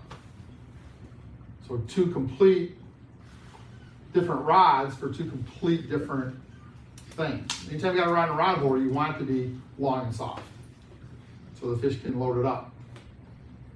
Anytime you got a rod in your hand, it should be shorter and stiffer so you can actually feel what's going on. But I just use my regular trolling stuff. If you don't, 8.5-foot rods. I like longer rods because it gets everything away from the boat, right? And then if you do turn, everything can actually turn as opposed to jamming in the middle. 8.5. They don't have to be good rods. That can be a $20. You used to be able to buy those. When I started trolling, you used to buy those 2-piece eagle claws for $12.99. That's what we started trolling with. Those are perfect. They got no backbone and they have a big soft tip. Perfect for pulling bottom monsters. Perfect. 8.5, so they get away from the boat. Yeah. And then I run, when I do it on Detroit, I haven't done it down here, but when I do it on Detroit, I run 4-ounce bouncers in the front, 3-ounce bouncers in the back. That way the front bouncers don't go as far back as the trees. I can fish all four of them. And I put a guy up front watching 2 rods and a guy watching each corner, and I just drive the boat. What about trolling plastics on it, sure, like bandits or? Yeah, so again, there's a couple ways to do that. It's really an underutilized way to fish. One of the things we found out over the last couple of years is I used to think, a lot of the fish that we would see suspended in the water column weren't walleyes because the thought process walleyes are on the bottom of the current. But what we found out over the last 5 or 6 years, by targeting those fish and other people pulling crankbaits halfway down the water column, those are walleyes. There are a lot of walleyes 20 feet down or 40 feet of water in the Detroit River. I guarantee there's a lot of walleyes out here 50 feet of water, 20 feet down, that look like marks on St. Clair that if you troll them with bandits, you're gonna catch them.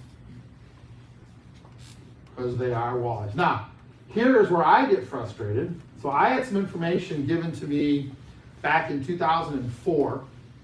I was fishing a tournament, Lake Winnebago in the Winnebago River system in Wisconsin, early, 3rd week of April. So it was post-spawn fish mostly, up in the Fox River. And I got this information, and it didn't really sink. And now we're 20 years later, and I'm going, God dang it. So there was a study done by the Wisconsin DNR. What happens, and the rivers up there, the Fox River up there between Poygan and Butamore, and then after you get north of Lake Butamore, it rips pretty good. It's not St. Clair ripping, but it's Detroit ripping. It's ripping. And it's not very deep. The deep hole there is 20 feet. So what they found out with these female walleyes would go all the way up this river from Lake Winnebago. They would spawn at night. They would rest overnight, and the next morning they'd come right to the surface of the water and ride the heavy current all the way back to the lake. They'd be 6 inches below the surface. So now I'm wondering, now we start to see guys catching fish 10 feet down over 40 feet of water pulling bandits. I'm like, God dang it, what are we missing? And we start to get that pre-spawn bite. Is there a casting bite that you can just go down the river and cast, and there's all these big fish in 2 feet of water, and the surface just riding that heavy current back to the lake? Who said that? Do it on the wall. Well, we used to cast a quarter ounce jig with a little split shot off the wall, and that current, it didn't get more than 6 feet deep. Caught fish all night. Never on the bottom, never even close to the bottom. So you start to put all this little crap together, and every once in a while you get kicked with something like, God dang it, dummy. Right? So is there a post-spawn bite? I can't imagine walleyes in that river are no different than walleyes here. How many walleyes are swimming Detroit River, spawning and riding the heavy current back to Lake Erie? And we're fishing on the bottom. What are we missing, right? There's a ton of that. I think if somebody took the time, I think of spots, and I don't know this part of the world. Again, I've only been here a couple times, but up by the 2 red buoys up there where it's supposed to go in the marina, there's a nice little flat there, a nice little tongue sitting there. There's a tongue at the back of the point. Why is nobody pulling crankbaits on lead core over those flats? I know the NWT guys, a couple of guys this year trolled Detroit, and they were in the top 5, and all they did was pull bandits. They were pulling bandits through the hole in the wall. There's a charter guy from the west side of the state that actually I fished down right where the Livingston Channel starts. That part of south of Buoy 83, if you know the Detroit River at all, but whenever you go to the Livingston Channel, which is a shipping channel, the man-made shipping channel, so just above that, nice little rock, nice little area to fish. There's a guy that fishes, there's a guy that's there every single day from the west side of the state, and he's pulling bandits up current. He's got 4 boards on each side, pulling bandits up current, catching the crap out of them. I'm like, God damn, that's so much easier. What happens in OSB, he's going upstream to you. So here's the deal. All right. We're going to come to your bottom bouncer question too. It's very critical when you are trolling in current that you understand how fast your lure is going. I think one of the biggest mistakes guys make when they pull bottom bouncers the first time, especially when they pull them down current, they don't go fast enough. Because if you want your crawler harness to go a mile an hour and the current's going 2, your boat needs to be going 3. I was pretty close on the number then, huh? Okay. I've had to be in here once or twice. You have to be going faster than the current. Because if not, the current's just gonna take that crawler harness, push it forward, and just collapse it to the bottom. You have to be going faster. Same thing with crankbaits. You throw crankbaits downstream, and you go with the current, don't put any extra juice on that crankbait, it's going like this, like a stick going through the water. You gotta be going fast enough down current to create water pressure. And I would tell you with a bandit going down current in this river, you're gonna be 4.5, if not faster. So if you had to guess what that guy was doing on the west side of the street going up current, would you say? It's watching him going up current, I tell you, he's probably moving, his speed over ground is probably close to 1.5 miles, 1.7. Yeah, he's and then you got the extra force of the current. Yeah, he's moving pretty good. So, now here, so in 1999, we're fishing, my brother and I are fishing this. This is why I keep good records, Jim keeps immaculate records, but sometimes stuff just slips by you, right? And you're like, God dang it.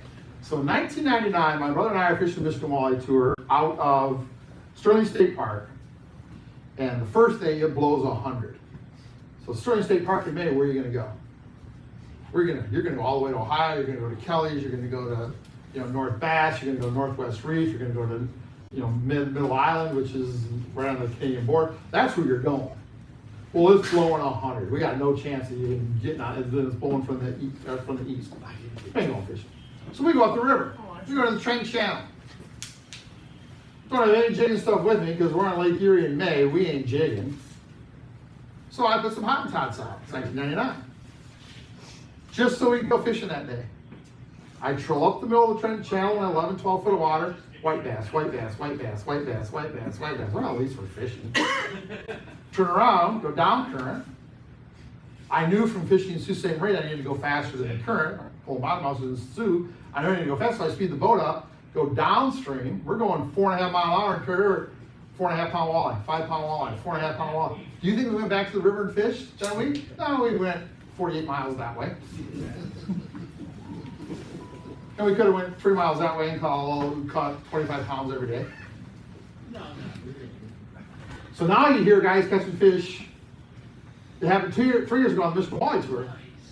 Guys had a bad first day. The first year I MC'd a couple years ago, they came in the second day and they got like a 38 pound basket.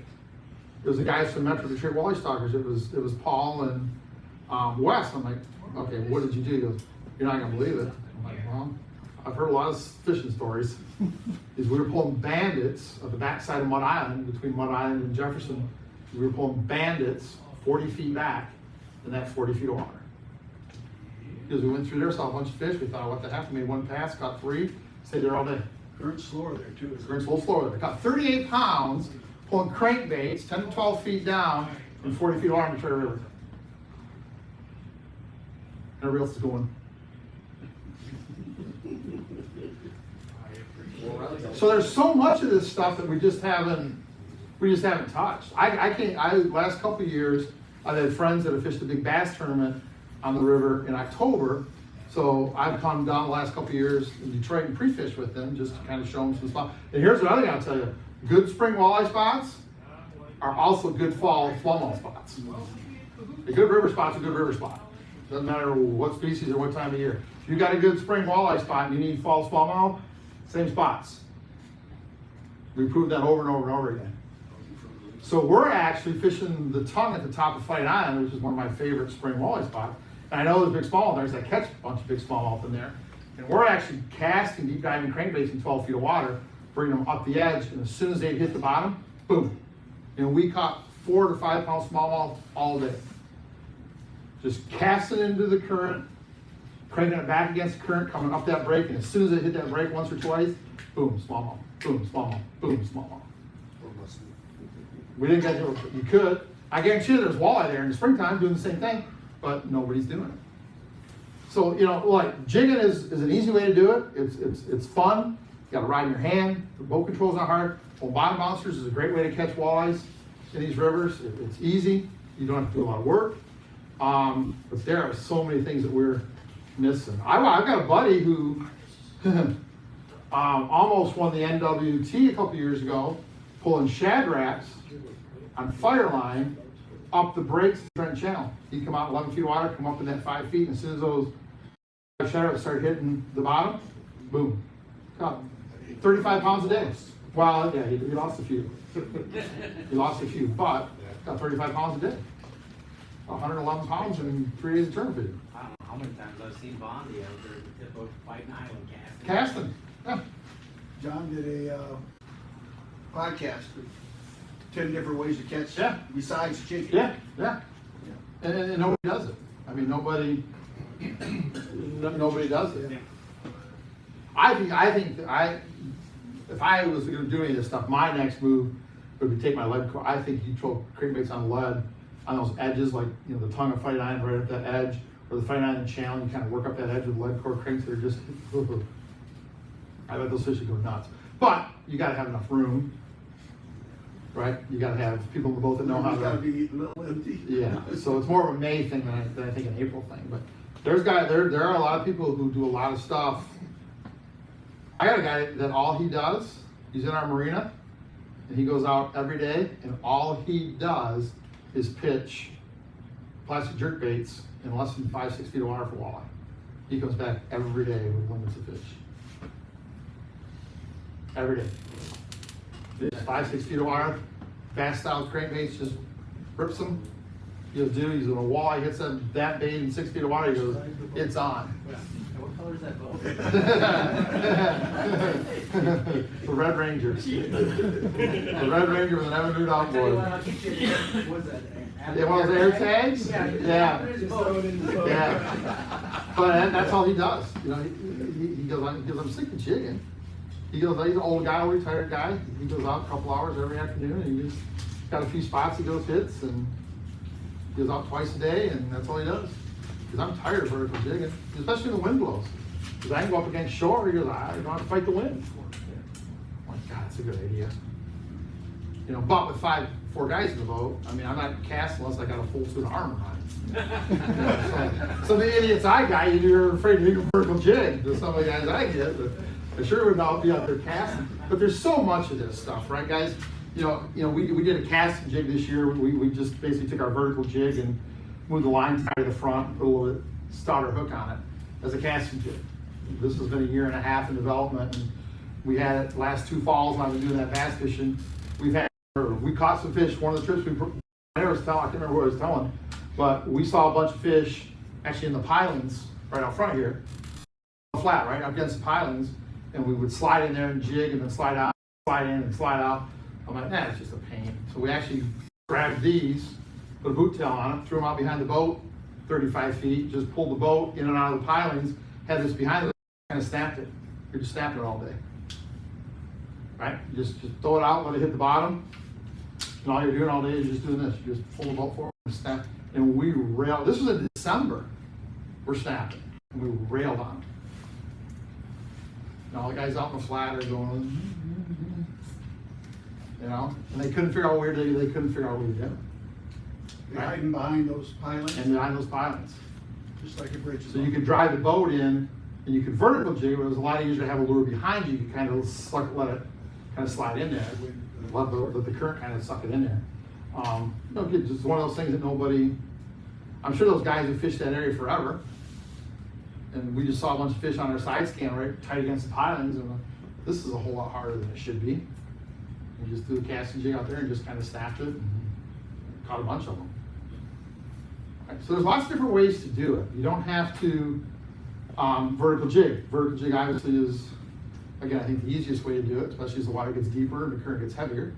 But man, if you like to catch crankbaits, you can catch fish out here. If you like to troll crankbaits, you can catch fish out here. If you like to troll car harnesses, you can catch fish out here. All right? Now here's the beauty of where we live. It's bad for me, but it's good for everybody else. And I say this to a lot of people. Where we live, the Saginaw, St. Clair, Detroit, Erie corridor, right? You can do everything wrong and still get bit.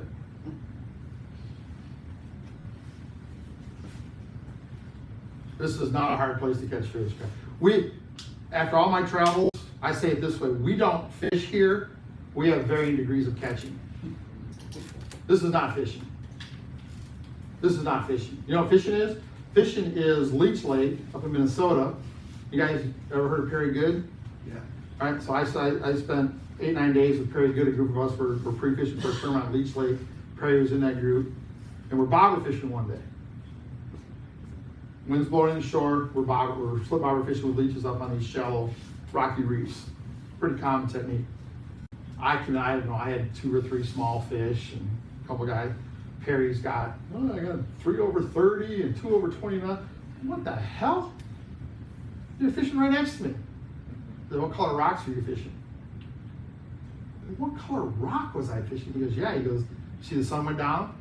You didn't get a lot of sun today? He goes, yeah. Sun's down, you gotta fish the dark rocks because it's 1 to 2 degrees warmer than the light colored rocks. That's fishing. That's fishing. And he was serious. And he caught a lot more, exponentially more pounds of fish than we did by fishing the right colored rock based on how much sunlight was out.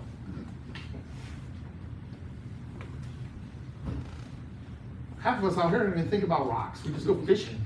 We avoid the rocks because we're going to lose the jig. So we're lucky here. We're lucky here. So some of the stuff that we teach is a little, I guess, intense maybe, right? You kind of, I don't know, I still catch my fish. But what happens is, I tell my guys all the time, I don't care. Don't call me when you pull into the ramp and you've got a limit and everybody else has got a limit. Don't care. So you're average, yay. That's a C student. What I want you to do is call me when you caught 8 and everybody else caught 4. That's when all this stuff makes a difference. When they're biting and going crazy, it doesn't matter. It's lights out, anybody can catch them. Don't care. When it's tough, the people who pay attention to all this little stuff, the people that have the ability to see how deep it is at the front of their boat and the back of their boat, because when the boat's not going down parallel to the current, the guy in the back's at a different depth than you are. And when you're in 14 and he's in 17 and he keeps catching fish, the fish are in 17, not 14. Now here's the problem. You say the waypoint up front, the wind shifts tomorrow, your boat's in the same place, the ass end of the boat isn't in 17 feet of water, you're not in the right spot.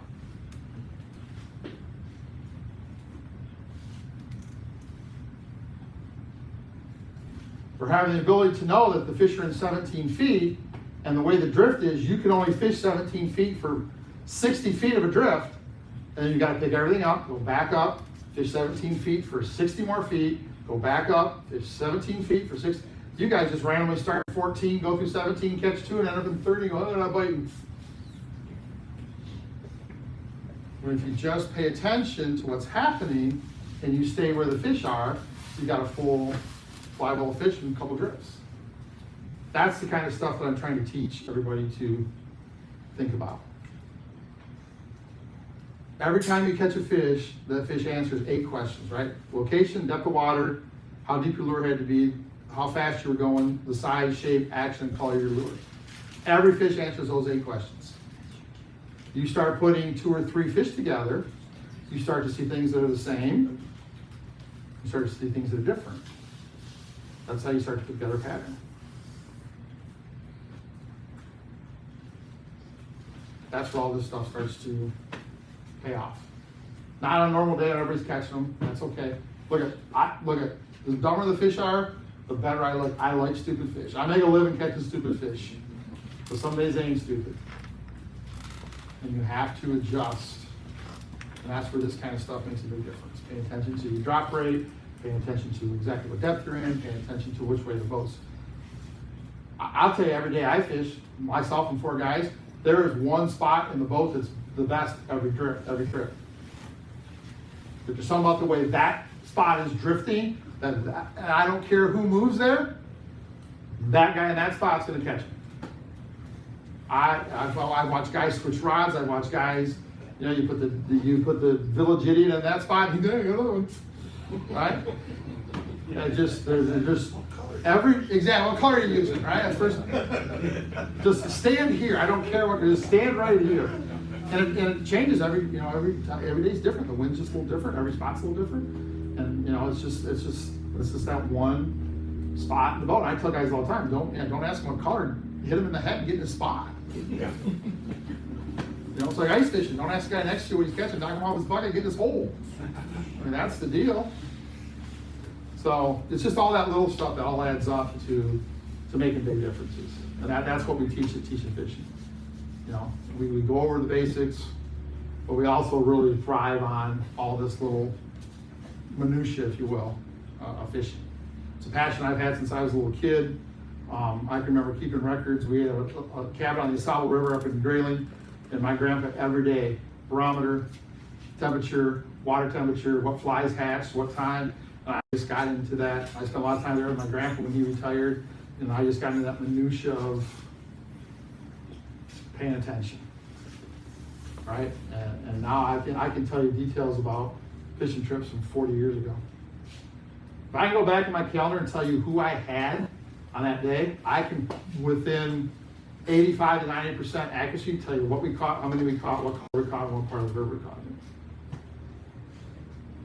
It's just, and there was another, I was talking yesterday with a friend of mine who's a really good bass fisherman, and we talked about sometimes too much information, and sometimes you just got to go fishing with your gut, right? And I'm like, some of the coolest days I have is where you're looking at all the data, and you're going, okay, this, you're doing, and it gets to be 10 o'clock, and you're like, stop, reel your shit up.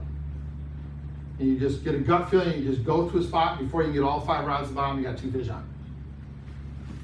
Or you pick up and you're like, no.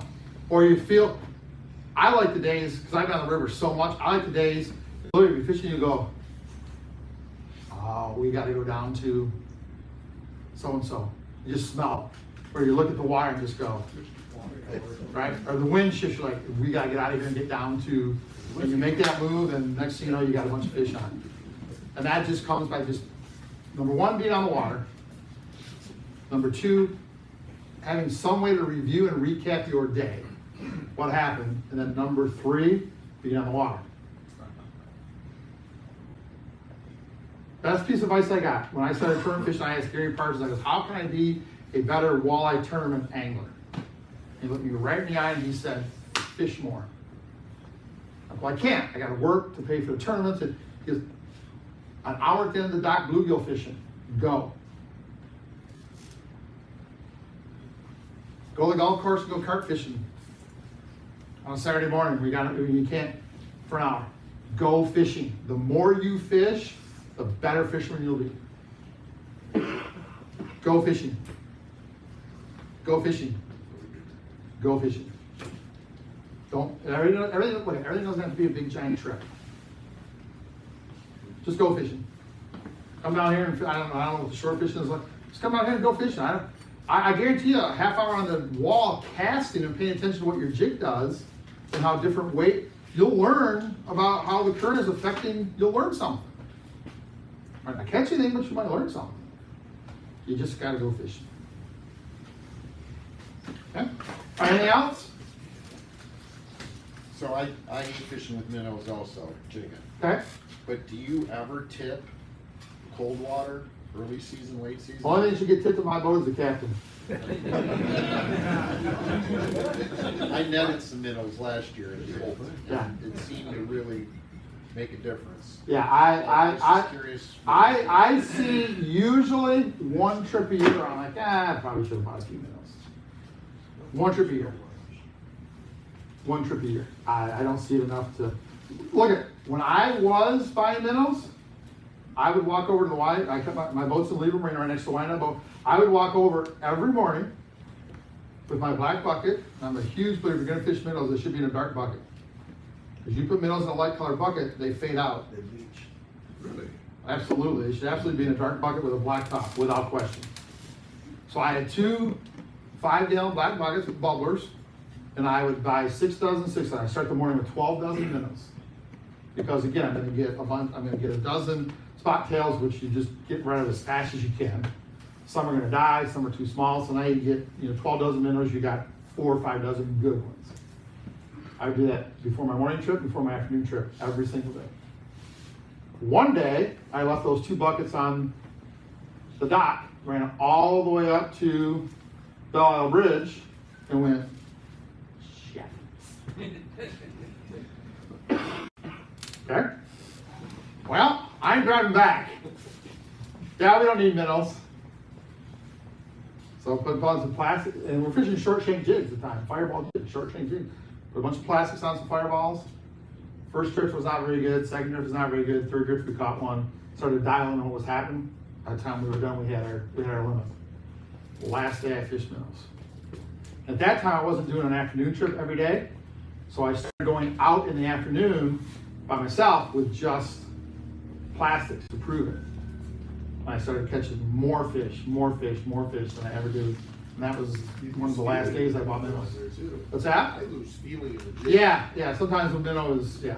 So, yeah, one, maybe 2 trips every year, I'm like, I wish I should have had Well, minnows. even, I was netting them, because we had so many Yep. minnows here, I was just putting, I basically was putting scent on. Yeah, that's what it is, It yeah. wasn't, Yeah. I wasn't even Yeah. bothering with 3-inch minnow, I It could. just smelled, yeah. And again, someone asked me about scent earlier. I'm a big believer in scent and cold water.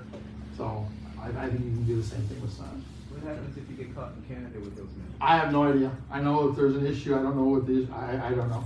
That's one of the other reasons I don't mess with it. It just opens a whole Too other, many gray areas on that one. too many gray areas. And it just opens a can of worms, if you will. What's your secret for freeing up a snake? Oh, yeah, good call. All right, so first things first. Let me show you something. Watch my rod tip here, okay? This is important. Snag, fish. Okay? You set the hook, that's important to understand. Here's what I'm gonna tell you. When you're going downstream and you're vertical, any fish that you hook, I don't care if it's a 9-foot sturgeon, any fish you hook is not going to go upstream first. It's gonna go down. It's gonna go straight down, okay? So you're jigging along and all of a sudden you feel something, you set the hook and your line starts to go upstream, you are not on a fish, you are hung up. Instantly open your bail. Do not pull. Last thing you wanna do is pull. Open your bail. What I do is I let about 3 pulls of line out, close my bail, tighten up to my jig and snap my rod tip.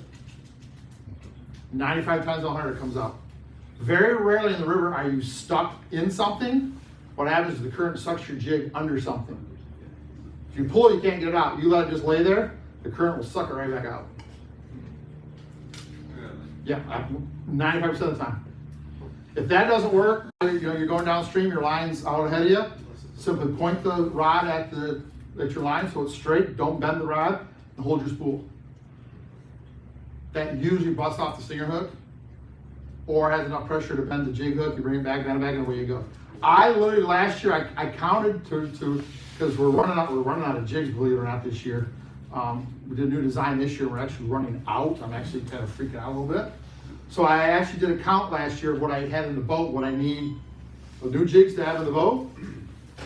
So I fished 81 trips last year. Most of those trips, myself and 4 people. Some of those guys, they never had a fish rod in their hand. I lost 36 jigs last year.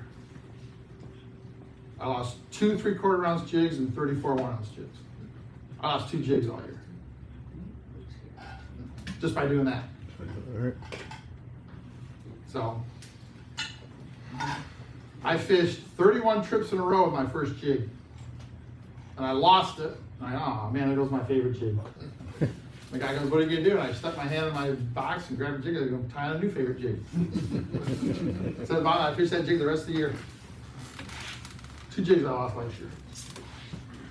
You tie direct to the braid? I tied direct to the braid, just a Palomar knot, and away you go. And I retie often. I will tell you, I lose more jigs because I get lazy than ever getting snagged. I lost a big fish last year because I hadn't retied about 4 days. I'm like, oh, that's awesome. So, retie often, right? So, usually start every trip, you should go through and retie. That bottom, there's rocks, there's zebra mussels, that wears that line out. But that one jig I had last year, there was no paint left on it at all. Forget eyes, there was no paint left on it. There was nothing left on it. And I don't think it weighed 3/4 of an ounce. I think the fish had eaten about half of it away. you know, so, anyway. When you dig, do you keep your boat pointed down? So I don't point my boat anywhere. I follow my line. Forget about where the boat's pointed. Just get your line to the bottom and drive your boat to your fishing line. If your line goes that way, drive your boat that way. Line goes that way, drive your boat that way. Line goes that way, drive your boat that way. Line goes that way, drive your boat that way. Forget about where it's pointed. Do you try to point like into the wind at all? Or Doesn't matter. Just follow your line. Well, when you follow your line, The line will tell, following your line will tell you where you need to be pointed. But when you're first starting off, how would you start off, pointing into I the? drop my jig to the bottom, I don't do anything, and then I see where it goes and turn my toy motor on. Okay, double toy motor, okay. I usually start pointed upstream because unless there's a lot of wind, I'm gonna be going that way. I'm gonna be pointed upstream at some angle. So I just start that way, just drop my jig to the bottom. When it gets to the bottom, I just look and go, gotta go that way. So when you do that, Lance, and you got guys on both sides of the boat jigging, so then the boat inherently may be going downstream. Yep. Somebody's jigging. Yep. Pressure against the boat, you know, Yep. they're on this side and the boat's going. Then he should move his ass to the other side of the boat. So if they get snagged, they're gonna go under the boat. He needs to move to the other side of the boat, if there's room. Okay, so. Put two guys on that upstream going as opposed to one guy in the back and one guy in the other back. You don't really want somebody on the side where it's. If you going can avoid down, it. They're gonna get snagged and go under the boat. And there's with 4 guys in my boat, I have that. Uh-huh. I always try to put the best fishermen there, Yeah, okay, right, yeah, I got it. just because it is a little goofy. Yeah. But if you only got 2 extra guys in your boat, put them on the same side. Put them on the same side. That's the other thing in the back. You can't stand on one spot in the back going, I'm not vertical. Well, if your line's going that way, just slide over this way. Yeah. You've got to move, Yeah. right? When I turn fish with my brother, I could always tell when he had a fish. I could always feel he'd stand on the back deck. I could always feel him move, and I knew when he hooked a fish because I could feel both his feet. He'd put his feet down and set the hook. I'm like, oh, he's got one. I could physically feel him, but he would move. He'd move around the boat to get the right. My buddy's so bad at controlling the boat, he's always looks at me because I'm always walking around the boat. Yeah. Trying to stay, and, Yeah. and Yeah. it makes a difference You have to. sometimes. Yeah, you got to keep. Trying to stay as moving. vertical as I can, I'll Yeah. walk towards the back And give the guy in the worst spot the heaviest jig and the thinnest body. You want him to fall the fastest.